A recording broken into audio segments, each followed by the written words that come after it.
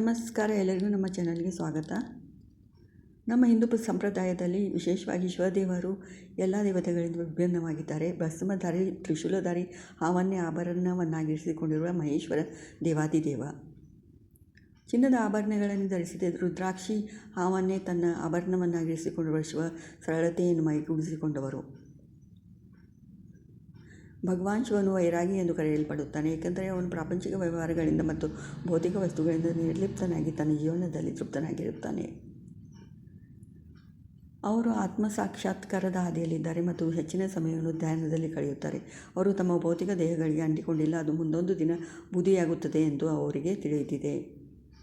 ಶಿವನ ವೈರಾಗಿ ರೂಪದ ಬಗ್ಗೆ ತಿಳಿದುಕೊಳ್ಳೋಣ. ಶಿವಪುರಾಣದ ಪ್ರಕಾರ ಶಿವನು ಧರಿಸುವ ಪ್ರತಿಯೊಂದು ಆಭರಣವು ಅವನ ಸ್ವಭಾವವನ್ನು ಬಿತ್ತರಿಸುತ್ತದೆ. ಶಿವನ ಜಟೆಯು ಪರಶಿವನು ಗಾಳಿ ಅಥವಾ ವಾಯುವಿನ ದೇವರು ಎಂದು ಸೂಚಿಸುತ್ತದೆ. ಪ್ರತಿ ಕ್ಷಣವು ಸೃಷ್ಟಿಯ ಎಲ್ಲ ಸಂಕುಲಗಳು ಗಾಳಿಯನ್ನು ಪಡೆಯುವ ಮೂಲಕ ಶಿವನನ್ನು ಅನುಭವಿಸುತ್ತವೆ. ಆದ್ದರಿಂದ ಶಿವನನ್ನು ಪಶುಪತಿನಾಥನೆಂದು ಕರೆಯಲಾಗುತ್ತದೆ.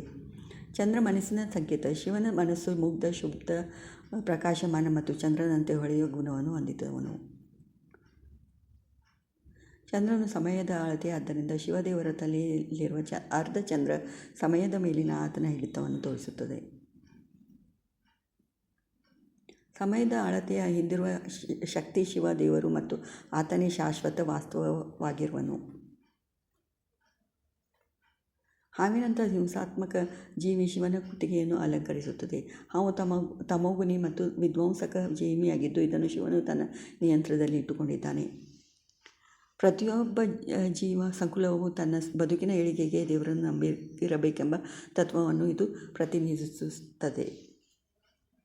ನಮಗೆ ಹಾವೆಂದರೆ ಭಯ, ಆದರೆ ಪರಶಿವನು ಎಲ್ಲ ರೀತಿಯ ಭಾವನೆಗಳಿಂದ ಮುಕ್ತನಾಗಿರುವುದರಿಂದ ಯಾವುದೇ ಭಯ ಶಿವದೇವರಿಗಿಲ್ಲ ಮತ್ತು ಹಾವು ಅವರ ಕೊರಳನ್ನು ಸುತ್ತಿದೆ. ಶಿವನ ಕೈಯಲ್ಲಿ ಮಾರಕ ಆಯುಧವಿದೆ. ತ್ರಿಶೂಲವು ಭೌತಿಕ, ದೈವಿಕ ಮತ್ತು ಆಧ್ಯಾತ್ಮಿಕ ಈ ಮೂರು ತತ್ವವನ್ನು ನಾಶಪಡಿಸುತ್ತದೆ.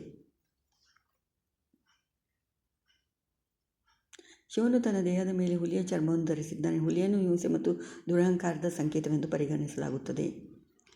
ಹುಲಿಯ ಚರ್ಮವು ಬಲ ಮತ್ತು ಶಕ್ತಿಯ ಪ್ರತೀಕ.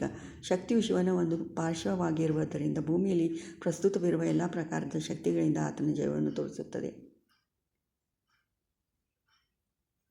ಶಿವನು ತನ್ನ ದೇಹಕ್ಕೆ ಬೂದಿ ಬಳಿದುಕೊಂಡಿರುತ್ತಾನೆ. ಶಿವಲಿಂಗವನ್ನು ಸಹ ಬೂದಿಯಿಂದ ಪ್ರತಿಷ್ಠಾಪಿಸಲಾಗಿದೆ. ಬೂದಿಯ ಲೇಪನವು ಈ ಜಗತ್ತು ನಶ್ವರವಾಗಿದೆ ಎಂಬುದನ್ನು ಹೇಳುತ್ತದೆ. ಶಿವನು ತನ್ನ ಮೈಗೆಲ್ಲ ಪವಿತ್ರ ಭಸ್ಮವನ್ನು ಹಚ್ಚಿಕೊಂಡಿರುತ್ತಾರೆ. ಭಸ್ಮ ಅಥವಾ ವಿಭೂತಿ ಮಾನವನ ಜೀವನದ ಕೊನೆಯನ್ನು ಪ್ರತಿನಿಧಿಸುತ್ತದೆ. ಶಿವನು ತನ್ನ ಮೈಗೆಲ್ಲ ಭಸ್ಮವನ್ನು ಧರಿಸುವ ಉದ್ದೇಶ ಏನೆಂದರೆ ಯಾರೊಬ್ಬರು ತಮ್ಮ ಅಂತ್ಯವನ್ನು ತಪ್ಪಿಸಿಕೊಳ್ಳಲಾರರು ಎಂಬ ತತ್ವ ಇದರಲ್ಲಡಗಿದೆ. ಭೂಮಿಯಲ್ಲಿ ಜನ್ಮ ತಾಳಿರುವ ಪ್ರತಿಯೊಂದು ಬೂದಿಗೂ ಸೇರುತ್ತದೆ ಎಂಬ ಅಂಶ ಇಲ್ಲಿನದು. ಶಿವನ ವಾಹನ ವೃಷಭ, ಅಂದರೆ ಗೂಳಿ. ಅವನು ಯಾವಾಗಲೂ ಶಿವನೊಂದಿಗೆ ಇರುತ್ತಾನೆ. ವೃಷಭನು ಧರ್ಮದ ಸಂಕೇತ. ಮಹಾದೇವನು ಈ 4 ಕಾಲಿನ ಪ್ರಾಣಿಯ ಮೇಲೆ ಸವಾರಿ ಮಾಡುತ್ತಾನೆ. ಇದು ಧರ್ಮ, ಅರ್ಥ, ಕಾಮ ಮತ್ತು ಮೋಕ್ಷವನ್ನು ಸೂಚಿಸುತ್ತದೆ. ಶಿವನು ಒಂದು ಕೈಯಲ್ಲಿ ಡಮರುವನ್ನು ಹಿಡಿದಿರುತ್ತಾನೆ. ಅವನು ತಾಂಡವ ನೃತ್ಯವನ್ನು ಪ್ರದರ್ಶಿಸುವಾಗ ಡಮರುವನ್ನು ನುಡಿಸಲಾಗುತ್ತದೆ. ಡಮರು ಶಬ್ದವು ಬ್ರಹ್ಮ ಸ್ವರೂಪವಾಗಿದೆ. ರುದ್ರಾಕ್ಷಿ ಶಿವನ ಕೊರಳ ಹಾರ ಮತ್ತು ಮಣಿಕಟ್ಟಿನ ಆಭರಣ ರುದ್ರಾಕ್ಷಿಯಾಗಿದೆ.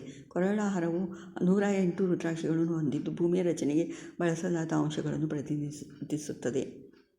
ಎಲ್ಲ ಘಟಕಗಳಿಗೂ ಅಂಶಗಳಿಗೂ ಶಿವನೇ ದೇವರು ಎಂಬ ಅಂಶವನ್ನು ರುದ್ರಾಕ್ಷಿ ಬಿಂಬಿಸುತ್ತದೆ. ದಂತಕಥೆಯ ಪ್ರಕಾರ ಗಂಗಾ ನದಿಯು ಈ ಗ್ರಹದ ಮೇಲೆ ಬಂದಿಳಿದ ಆಕಾಶ ನದಿಯಾಗಿರಬಹುದು ಮತ್ತು ಅದರ ಶಕ್ತಿಯು ಜಗತ್ತಿಗೆ ಹಾನಿ ಮಾಡಬಹುದು. ಆದ್ದರಿಂದ ಶಿವನು ಅದನ್ನು ತನ್ನ ತಲೆಯ ಮೇಲೆ ತೆಗೆದುಕೊಂಡು ಹಿಮಾಲಯದ ಇಳಿಜಾರಿನಲ್ಲಿ ನಿಧಾನವಾಗಿ ತನ್ನ ಕೂದಲಿನ ಮೂಲಕ. ನನ್ನ ಚಾನಲನ್ನು ಸಬ್ಸ್ಕ್ರೈಬ್ ಮಾಡಿ, ಲೈಕ್ ಮಾಡಿ. ಧನ್ಯವಾದಗಳು.